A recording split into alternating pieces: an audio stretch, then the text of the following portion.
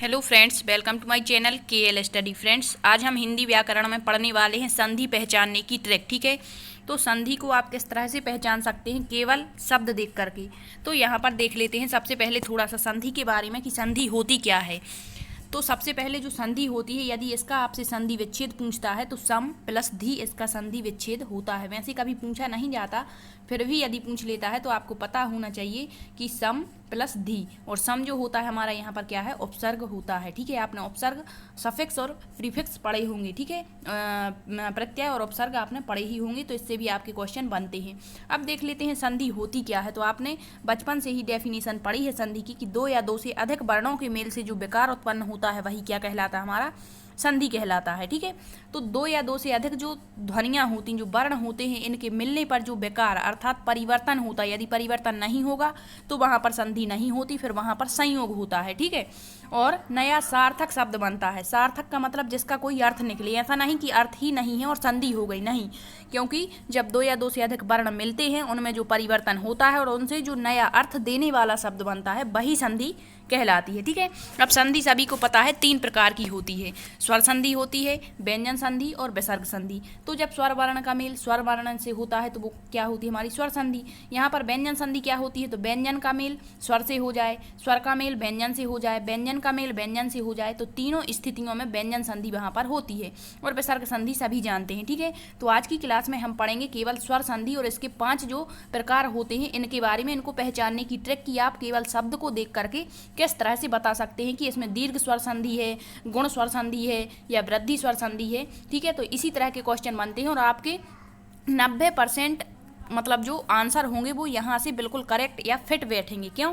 क्योंकि ये तरीका ही ऐसा है कि आप एक बार इसे पढ़ेंगे तो आप खुद आसानी से इसे बता सकते हैं कि इसमें कौन सी संधि होने वाली है। ठीक है, तो स्वर संधि क्या होती है, स्वर वर्ण का मेल जब स्वर वर्ण से होता है, अब चाहे वो मतलब आपका लघु स्वर होता है या दीर्घ स्वर जो होते हैं आपके, तो मतलब ह्रस्व स्वर जिसे हम कहते हैं, लघु नहीं कह सकते, ह्रस्व स्वर का मेल ह्रस्व स्वर से हो जाए। ठीक है, ह्रस्व का मेल दीर्घ स्वर से हो जाए, दीर्घ का मेल दीर्घ से हो जाए, दीर्घ का ह्रस्व से हो जाए, तो 4 कंडीशंस यहाँ पर आपकी देखने को मिलती हैं। ठीक है, स्वर संधि अब यहाँ पर 5 प्रकार की होती है। दीर्घ स्वर संधि, केवल इसे दीर्घ संधि नहीं कह सकते। क्यों? क्योंकि ये स्वर संधि का प्रकार है तो स्वर जोड़ना जरूरी है। दीर्घ स्वर संधि, गुण स्वर संधि, वृद्धि स्वर संधि, यण स्वर संधि, अयादि स्वर संधि। अब यहाँ पर बहुत सारे हमने उदाहरण लिए हैं और सारी ट्रिक बताने की कोशिश की है, फिर भी यदि हम आपको बताना चाहें तो यहीं पर बता सकते हैं कि इसकी पहचान होती क्या है। ठीक है, तो बाद में हम देख लेंगे एक बार यहाँ पर कि इसकी पहचान मतलब सिंपल में क्या होगी। ठीक है, अभी हम देखते हैं सबसे पहले दीर्घ स्वर संधि क्या होती है। तो दीर्घ स्वर संधि आपने पढ़ा होगा, जब ह्रस्व आ और दीर्घ आ का मेल ह्रस्व आ और दीर्घ आ से होता है तो दीर्घ आ हो जाता है। ठीक है, जब ह्रस्व ई और दीर्घ ई का मेल फिर से ह्रस्व ई और दीर्घ ई से होता है तो दीर्घ ई हो जाता है। इसी तरह ऊ हो जाएगा और री हो जाएगा। ठीक है, तो ये 4 कंडीशन यहाँ पर बनती हैं, प्रत्येक की 4 कंडीशन बनेंगी। ठीक है, जैसे यहाँ पर आ है हमारा। ठीक है, तो जब ह्रस्व आ का मेल जब फिर से ह्रस्व आ से होगा तो यहाँ पर आ हो जाएगा। ठीक है, फिर इसके बाद ह्रस्व आ का मेल यदि दीर्घ आ से होता है तो फिर से हमारा क्या हो जाएगा, दीर्घ आ हो जाएगा। फिर दीर्घ आ का मेल जब हमारा ह्रस्व आ से होगा तो फिर से क्या हो जाएगा, हमारा आ हो जाएगा। और फिर यहाँ पर हमारा हो जाएगा, यदि दीर्घ आ का मेल फिर से दीर्घ आ से होगा तो यहाँ पर फिर से दीर्घ आ हो जाएगा। ठीक है, तो ये हर स्थिति में 4 कंडीशंस बनने वाली हैं। इसी तरह से जब ह्रस्व ई का मेल ह्रस्व ई से होगा तो दीर्घ ई हो जाएगा। इसी तरह से इन सभी की 4 कंडीशंस बनेंगी। तो यहाँ पर बहुत कन्फ्यूजन होता है बच्चों को कि ये क्या है। ठीक है, तो आपको इतना सारा कुछ पढ़ना ही नहीं है, आपको शब्द देखना है और यदि जहाँ से विच्छेद हो रहा है संधि का वहाँ पर आपको बड़ी मात्रा देखने को मिल जाए, चाहे वो बड़ा आ की मात्रा हो, ई की मात्रा हो, कहीं भी ऊ की मात्रा हो, किसकी, ऊ की मात्रा हो, तो वहाँ पर बड़ा आपको देखना है कि बड़ी मात्रा कहीं पर यदि जहाँ से संधि विच्छेद हो रही है वहाँ पर है तो वो दीर्घ स्वर संधि होगी 100%। ठीक है, अब कुछ अपवाद होते हैं तो अपवाद तो क्वेश्चन पेपर में आपके पूछे नहीं जाते। ठीक है, तो यहाँ दिया है, आप देख लें एक बार, इसे हम ट्रैक कहें या पहचान। ठीक है, तो शब्द के बीच में जहाँ से संधि विच्छेद होती है वहाँ पर यदि दीर्घ मात्रा में आपको बड़ा आ की मात्रा, बड़ा ई की मात्रा, बड़ा ऊ की मात्रा देखने को मिल जाती है, वहाँ दीर्घ स्वर संधि होती है। अब आप यहाँ पर देख रहे हैं अंधानुकरण। क्या है, अंधानुकरण। तो अंधानुकरण में आप यहाँ देख रहे हैं बड़ी मात्रा है। अस्ताचल, अस्ताचल में यहाँ पर आ की मात्रा है, अपांग में आ की मात्रा है, अक्षांश में जहाँ से संधि आपकी विच्छेद होगी वहाँ बड़ा आ की, बड़ा ई की और बड़ा ऊ की मात्रा आपको देखने को मिलेगी। यहाँ दिया है अरावली, ठीक है, उदयाचल। तो जैसे हम एक विच्छेद करके आपको बताते हैं यहाँ पर, जैसे उदयाचल, यहाँ पर हम कैसे फिट बैठा है यहाँ पर कि यहाँ दीर्घ संधि है, तो उदय, यहाँ पर हमने क्या लिखा, उदय प्लस चल, ठीक है, उदय प्लस अचल होगा, क्या होगा, उदय प्लस अचल। सॉरी एक मिनट, यहाँ पर क्या बताया हमने, उदय प्लस अचल, क्या है, उदय प्लस अचल, ठीक है। अब यहाँ पर आप देख रहे हैं उदय में किसकी मात्रा है, या में आ है ना हमारा, तो ये ह्रस्व हो गया और फिर से यहाँ पर आ गया, तो ये दोनों मिलकर के हमारा दीर्घ आ हो जाता है। तो इसको जब हम जोड़ देंगे तो क्या हो जाएगा हमारा, उदय या है यहाँ पर और बड़ा आ की मात्रा यहाँ पर लगा देंगे तो उदयाचल, ठीक है। तो इस तरह से ये यहाँ पर संधि हो जाएगी, दीर्घ स्वर संधि। यहाँ फिर आप देख सकते हैं अन्नागार, अन्न प्लस आगार हो जाएगा, अन्न प्लस आगार, अन्न लिखा हमने यहाँ पर प्लस आगार लिखा हमने। अब आप यहाँ पर देख रहे हैं एक कंडीशन यहाँ भी लग रही है, यहाँ पर आ जाएगा, यहाँ दीर्घ आ जाएगा, दोनों मिलकर बड़ा आ हो जाएगा और अन्नागार बन जाएगा, कुशासन, कुश प्लस आसन हो जाएगा, ठीक है। तो आप देख रहे हैं जहाँ से भी हमारा संधि विच्छेद होता है वहाँ पर बड़ा आ की मात्रा मिलेगी आपको देखने को, फिर आगे देखेंगे अभी ई की मात्रा मिलेगी बड़ा और ऊ की मात्रा, ठीक है। कार्यालय, फिर गजानन में आ है, चिरायु में आ है, छात्रावास में आ है। अब आप कहेंगे यहाँ पर छात्रावास में यहाँ भी तो आ है, तो जहाँ से विच्छेद होगा छात्र प्लस आवास, ठीक है, ऐसा तो नहीं करेंगे कि छात्रावा प्लस सा, ऐसा तो कोई संधि विच्छेद ही नहीं होगा, ठीक है। करुणामय, द्वारकाधीश, मुक्तावली, देख रहे हैं आप, विद्यार्थी, तथापि, मायाधीन, निशांत, कारावास, लीलागार, चिकित्सालय, सा में आ की मात्रा है, महात्मा, दयानंद, ठीक है, निशासन, प्रेक्षागार। आप इतने सारे उदाहरण और आप अपनी बुक में भी देखें कि क्या ये सही है या नहीं।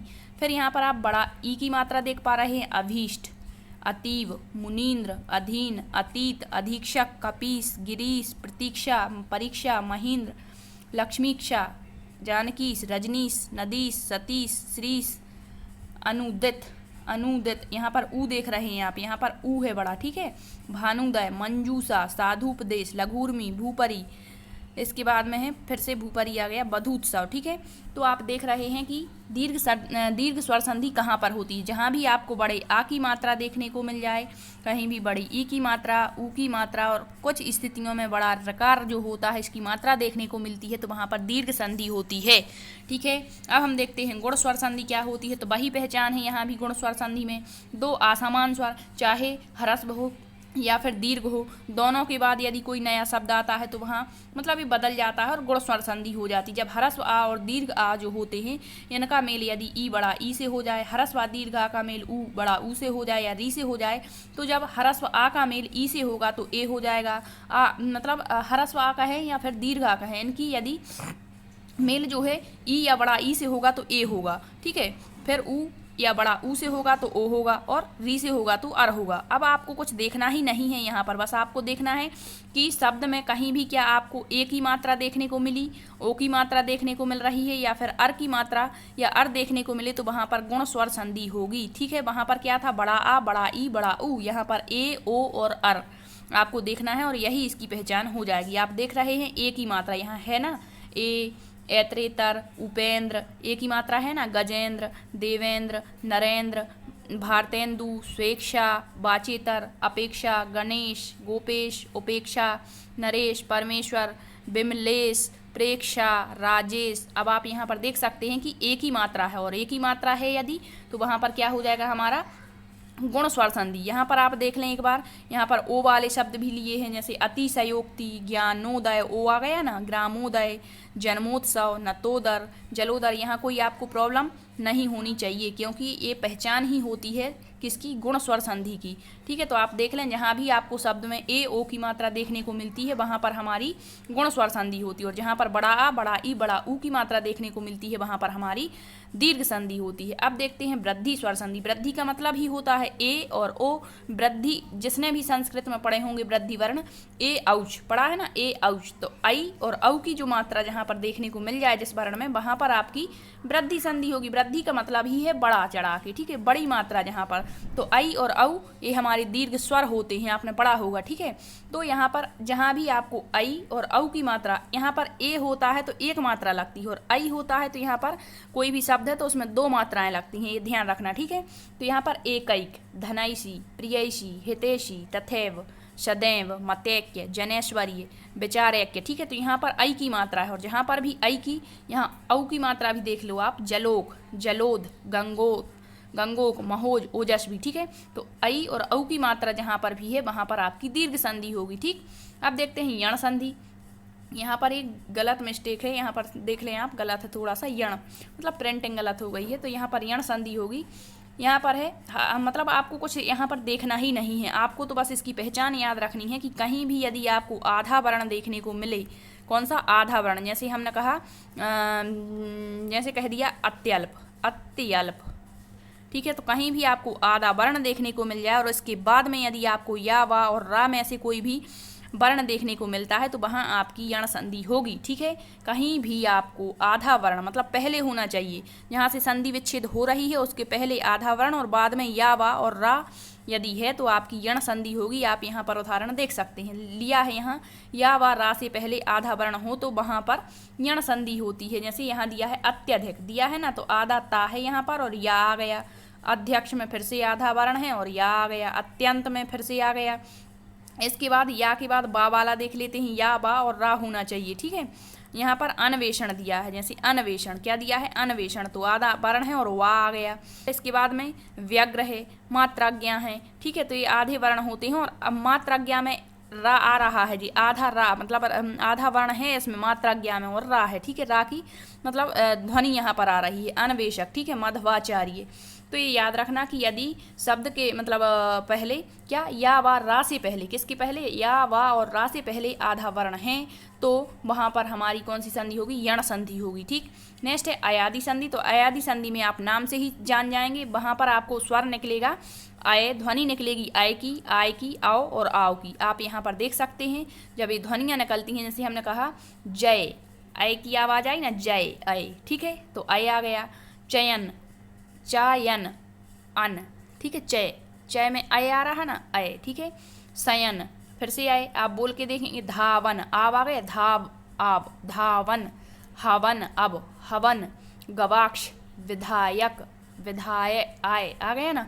तो जब बोल के देखेंगे तो आपको ऑटोमेटिक पता लग जाएगा कि यहाँ पर अयादि संधि होगी, कौन सी, अयादि संधि। जैसे पावक, पाव, आव आया ना, आव, ठीक है। फिर गायिका, गायिका आए, ठीक है। तो इस तरह से आप देख सकते हैं। तो ये हुए हमारे स्वर संधि के क्या प्रकार और इनकी पहचान। आई होप आपको ये अच्छे से समझ में आया हो। एक बार हम शॉर्ट में देख लेते हैं फिर से।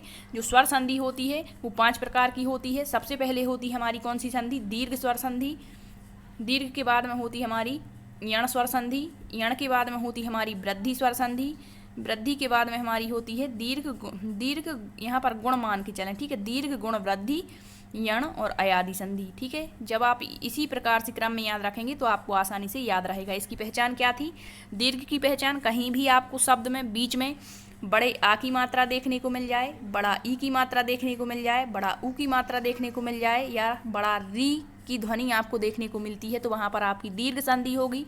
गुण संधि में क्या होता है हमारा, गुण संधि में आपको कहीं भी ए की मात्रा देखने को मिल जाए या फिर ए और ओ की मात्रा यदि आपको देखने को कहीं मिलती है तो वहाँ पर गुण संधि होगी। वृद्धि में आई की मात्रा और औ की मात्रा यदि मिलती है तो वहाँ पर वृद्धि संधि होगी। यण में क्या होता है, कोई भी या वा रा से पहले, या वा और रा से पहले यदि कोई आधा वर्ण है तो वहाँ यण संधि होगी। और अयादि संधि में अय, आओ, अब और आओ की ध्वनि यदि आपको सुनाई देती है तो वहाँ अयादि संधि होगी। आई होप आपको संधि समझ में आई हो। इसके बाद हम व्यंजन संधि भी देख लेंगे ट्रिक के माध्यम से, ठीक है, कि किस तरह से किसी शब्द में व्यंजन संधि होगी।